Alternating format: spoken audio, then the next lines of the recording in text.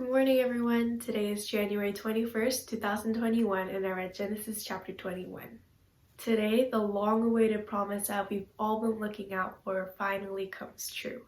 The first 7 verses of today's chapter talk about the birth of Isaac, and I wanted to read this verse 1 because I think it's the main point out of the whole entire section. It goes, "The Lord visited Sarah as he had said, and the Lord did to Sarah as he had promised." This small, short verse shows that our Lord is a promise keeper.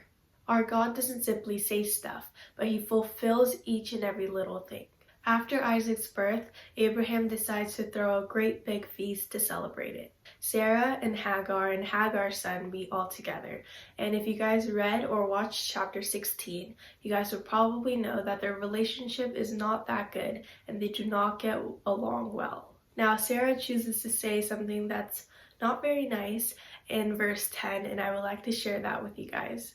In verse 10 it goes, "So she said to Abraham, 'Cast out this slave woman and her son, for the son of this slave woman shall not be the heir with my son Isaac.'" When Abraham hears what Sarah says, this very much displeases him, because after all, Hagar's son is also Abraham's son.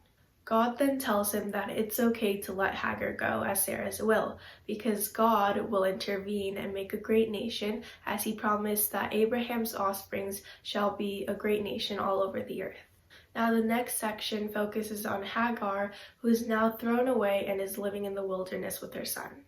I want to read us verses 15 to 17, but because it is quite long, I will be choosing different parts of each verse to read. "When the water in the skin was gone, she put the child under one of the bushes. Then she went and sat down opposite of him, for she said, 'Let me not look on the death of the child.' She lifted up her voice and wept. And God heard the voice of the boy, and the angel of God called to Hagar, 'Fear not, for God has heard the voice of the boy where he is. Up, lift up the boy, and hold him fast with your hand, for I will make him into a great nation.' Then God opened her eyes, and she saw a well of water.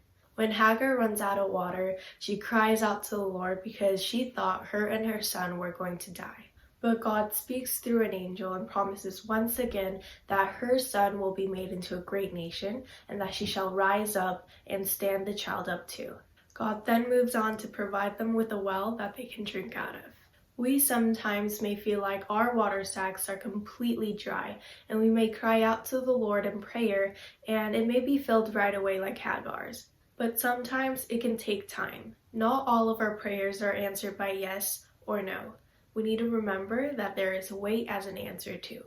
His timing is beyond perfect, so let's be patient today as we wait for God's work and will to be fulfilled in us. Well, that is it for today's journey. Thank you so much for joining and hopping on. You can watch yesterday's video up there, and I'll see you guys tomorrow with Genesis chapter 22. Bye!